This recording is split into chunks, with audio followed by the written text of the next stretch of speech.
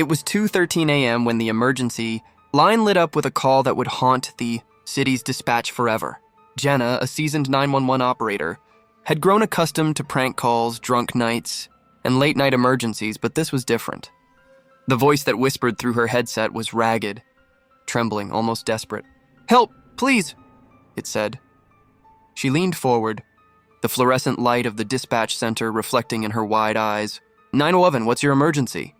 she asked, her voice calm but firm. A silence stretched long enough for her stomach to tighten. Then the whisper returned, faint, terrified, almost pleading. "Don't come here." Jenna frowned, her hand hovering over the console. "Ma'am, where are you calling from?" she asked, the words catching slightly in her throat. But the line went dead before she could get a response. A sharp, empty click. She immediately tried calling back, her pulse quickening, but the line rang endlessly. No answer. Her supervisor gave a disinterested shrug when she reported it. A prank. Probably, but Jenna couldn't shake the creeping unease that slithered down her spine. Something about that voice, it sounded familiar, almost like someone she had known or thought she had known. 30 minutes later, the same number dialed again. Jenna's hands trembled slightly as she answered. The voice was clearer this time, panicked, high-pitched. They're inside, it said, words spilling like broken glass. "Who's inside?" Jenna asked, trying to stay calm. "The shadows," came the frantic reply. Before she could press further, the line went dead once more. The number didn't exist. Not in any city database. Not in any cellular log. Vanished as if it had never existed at all. Over the next few days, the calls came intermittently, each one escalating in fear. Jenna began to lose sleep, haunted by the soft whispers that seemed to follow her, even after her headset was down. Her friends noticed dark circles under her eyes, the way she flinched at quiet noises, muttering to herself about shadows and children. She tried to rationalize it. Perhaps it was a hacker, a prankster, or some glitch in the system, but her instincts screamed otherwise. There was something malevolent in those calls, something real. The third night, Jenna recognized the voice. It was a child now, trembling, small, terrified beyond words.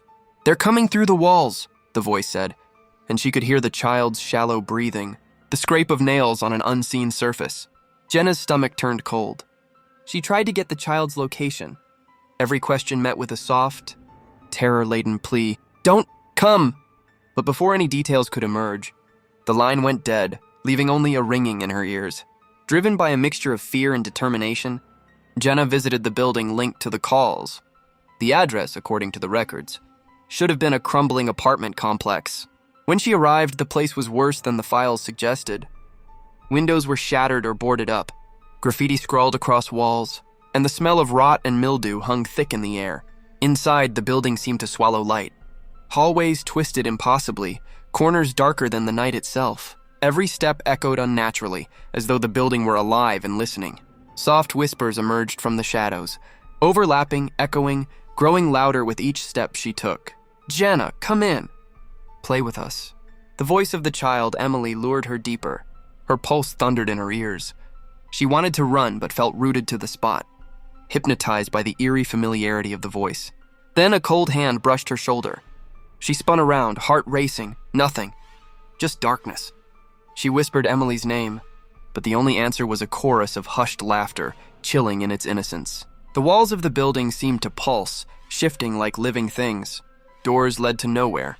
Hallways stretched endlessly, and the air grew heavier with each step. She stumbled into a room.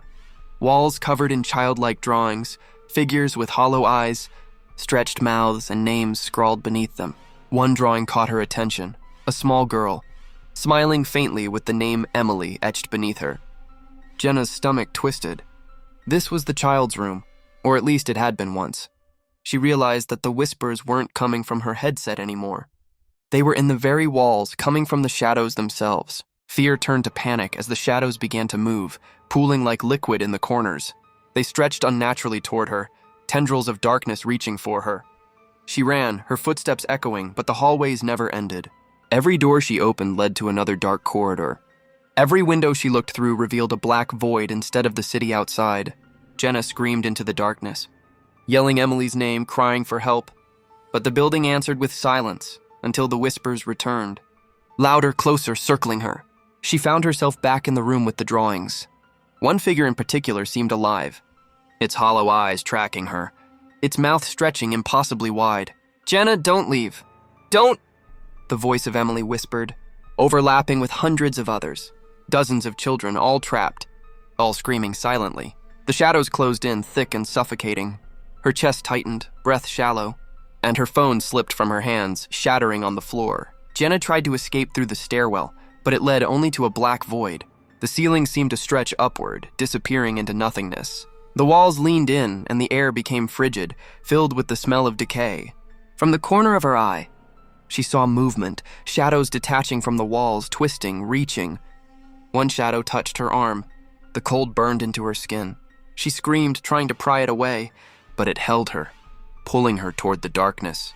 Later, when police returned to investigate, there was no trace of Jenna. Only her headset remained, warm to the touch, still running the recording of her last words. "Help. Please don't. Come here."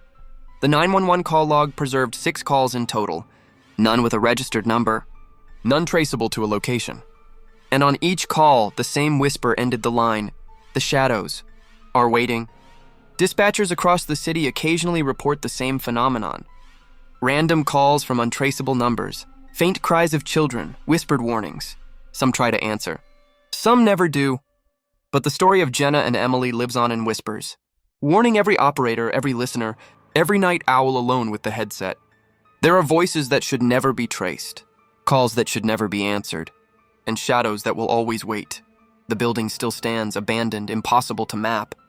They say if you step inside, the walls shift, the hallways stretch, and the shadows whisper your name.